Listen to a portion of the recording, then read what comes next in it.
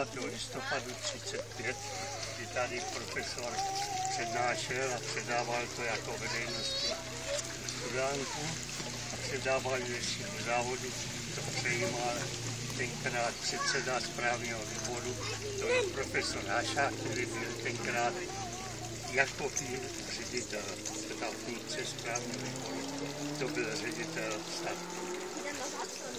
Pro stavbu této studánky vybral toto místo, protože tady ornitologický ústav, výzkumných ústavů uměleckých, tady založil ornitologickou stanici, zkrátka tady pozorovali ptactvo a to přimělo profesora Opletala, aby tady postavil tuto studánku. Bylo to v roce 35, on odešel do důchodu v roce 33 a dostal takovou jako náhodnou takové povolení nebo lej, aby pečoval o estetiku adamovských lesů. A on se to ujal s takovou hrou, takže toto je 33, odešel do důchodu, to je 35. A musíme vždyť, že to bylo období, kdy byli neobyčejně činní, až toto postavil v roce 35. V roce 36 postavil Máchův pomník a ten pomníček pod tím. V roce 38 postavil památník stromů, kanic a řadu dalších studánek. V té době to byla takový největší doba, doba rozkvětu jeho činnosti. Tak na tu studánku zvolil jako tačí svatyni, tak on zvolil tady ten nápis tačí svatyně, což je nápis 28. kapitoly kniha o životě a smrti, kterou napsal A. Monte. Je to švédský lékař a spisovatel. A ten jako student se dostal na ostrov Capri. Je to ostrov, který je jižně od Milána. A tam se setkal jako se špatným zacházením s ptactvem, chytáním ptactva. To tam byl tenkrát běžný případ.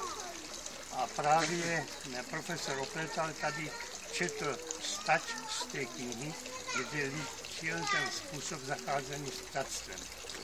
Tak on tam líčil, jako že tam bylo zvykem na Velikonoce, že chytali ptáky, chlapci je vázali na špagát za křídla, tak jako věnce to nosili a s tím chodili do kostela a při té bohoslužbách potom je tam vypouštěli. Pokud ještě byli živí a mohli lítat, tak teďka lítali po tom kostele a byli se tam odzděli, zabíjeli se o ořinci a o pena, jak se chtěli dostat ven a to jim bylo znemožněno. Potom on, aby to zabránil, tak nechal otvírat o vypíře okna, aby si ptáky zachránil. Drasticky na něj zapůsobilo, tam jak máte napsáno San Michel, to je to město na tom ostrově. A tam chytali ptáky do sítí při tom jarním i podzimním tahu, aby jako potravu, jako jídlo. Tak on a to chytali takovým způsobem, že natahovali, hlavně tam byly vinice, sítě v těch vinicích a tam ty ptáky hromadně chytali a potom to konzumovali.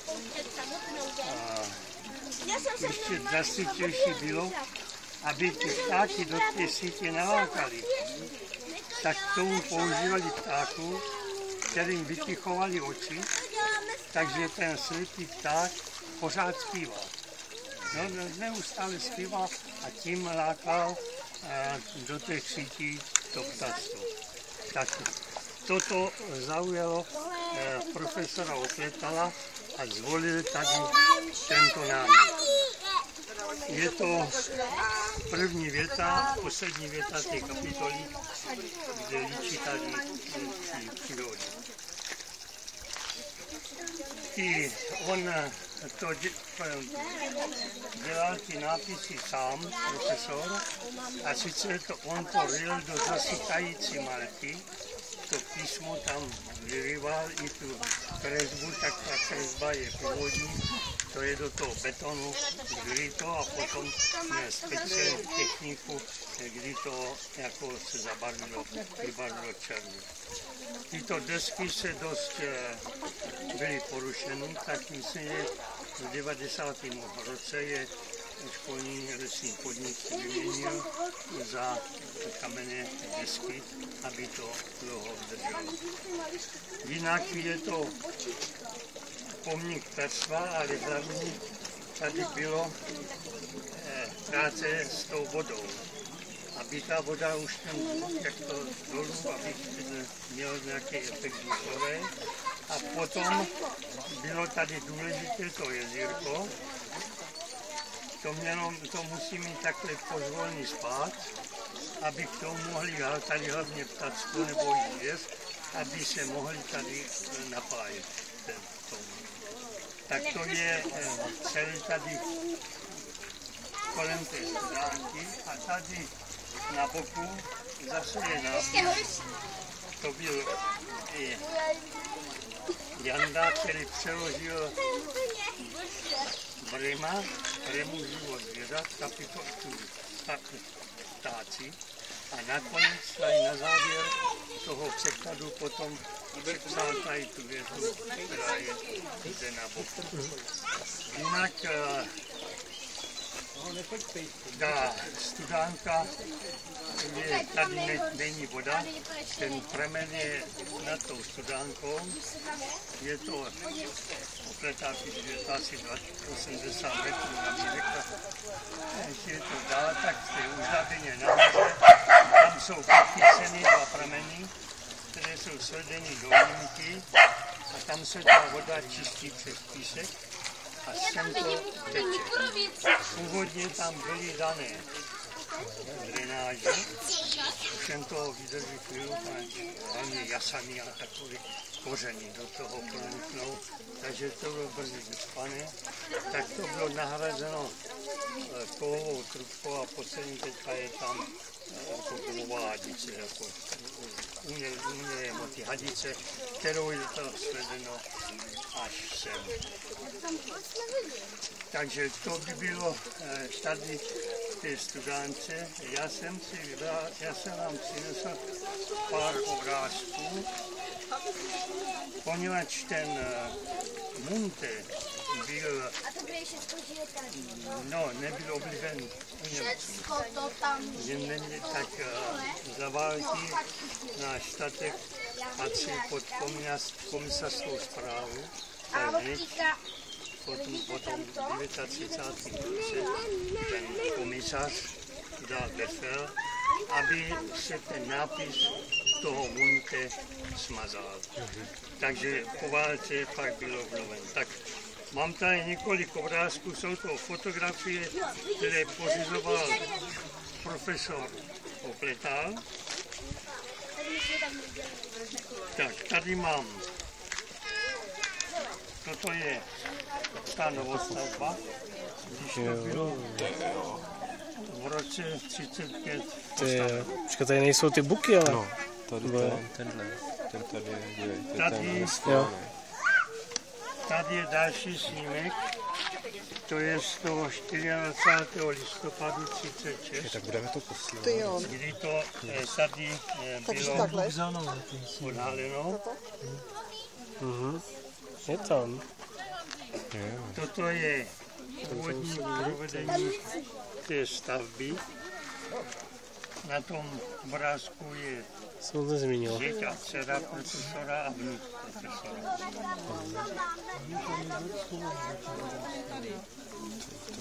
Tady je jiný pohled.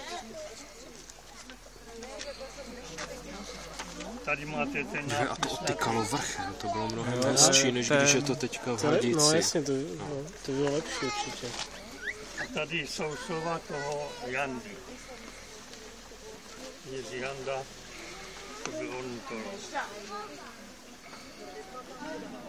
Teďka o to okolí se velice pečovalo, takže tady byly vysazovány keře. Profesor Opletal uvádí ve svých pamětech, že to bylo 629 sazenic, aby řekl přesně, od 93 druhů dřevin. Takže ta paleta byla pestrá. A tady vidíte, jak to zalesnili. To je v roce 36, Aha, nad tím. potom to zalesnili. Zakládali z těch keřů i remízky a ty keře se střihávaly, aby umožnili, jako zlepšili možnost hnízdění ptactva. No a tady se podívejte, toto je už ta válečná fotografie, kde je tady ten munter smalán. A? Jo. Tady je totéž ten pán z toho volí, to je profesor Opletal.